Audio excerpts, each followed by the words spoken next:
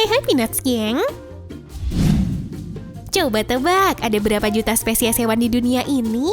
Ya, jawabannya adalah 1,5 juta spesies hewan. Dari setiap spesies, tentu aja ada beberapa hewan yang terlihat nggak penting, bahkan mengganggu kehidupan manusia ya. Tapi, tahukah kamu, hewan-hewan yang kelihatannya nggak penting itu ternyata memiliki manfaat, bahkan bisa menyelamatkan manusia. Nggak percaya? Ya udah yuk, langsung aja deh kita bahas.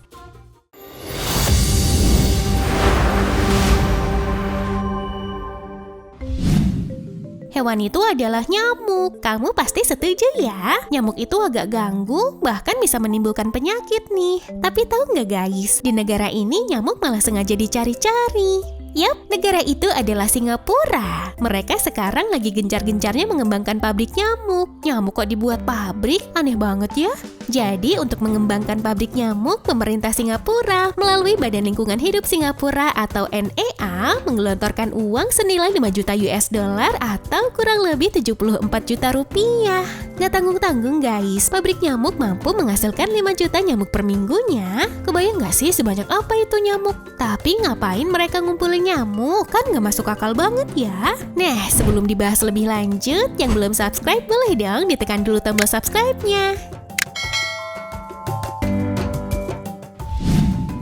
Oke, kita bahas. Ternyata gini guys, kegiatan ngumpulin nyamuk ini adalah proyek yang sangat besar. Proyek ini diberi nama Project Wolbachia dan emang sengaja dibuat untuk menambah populasi nyamuk. Anehnya, mereka sengaja produksi nyamuk secara massal tapi untuk mengurangi populasi nyamuk. Loh, kenapa tuh? Ternyata hal itu dilakukan untuk mengurangi nyamuk penyebab demam berdarah dengue atau DBD. Jadi, nyamuk yang mereka produksi ini bukan nyamuk sembarangan. Mereka memproduksi nyamuk Aedes aegypti jantan yang mandul atau nyamuk Aedes aegypti yang dimasukkan bakteri Wolbachia. Masih bingung? Tenang. Sederhananya gini, gengs. Jadi, nyamuk-nyamuk Aedes aegypti dikembangbiakan di laboratorium khusus, terus diambil deh nyamuk-nyamuk jantannya. Habis itu, ke dalam tubuh si nyamuk jantan ini akan dimasukkan bakteri Wolbachia. Nah, ketika nyamuk jantan yang berisi bakteri ini dilepas ke alam, mereka akan bereproduksi dengan nyamuk Aedes aegypti betina yang mengandung virus DBD. Habis itu, telur-telur yang dihasilkan pun nggak akan menetas nih. Kalaupun menetas, semua keturunannya bakal terinfeksi Wolbachia. Nantinya, bakteri Wolbachia ini juga bakalan nular ke si nyamuk betinanya. Dan si nyamuk betinanya ini bisa nularin bakterinya ke nyamuk-nyamuk jantan yang liar, sehingga menyebabkan banyak nyamuk yang mandul, gengs. Dari proses inilah, diharapkan populasi nyamuk Aedes aegypti bisa menurun drastis. Alhasil, proyek ini dinilai cukup berhasil dalam menurunkan angka kasus DBD di Singapura. Tapi, emang negara maju kayak Singapura ada penularan DBD?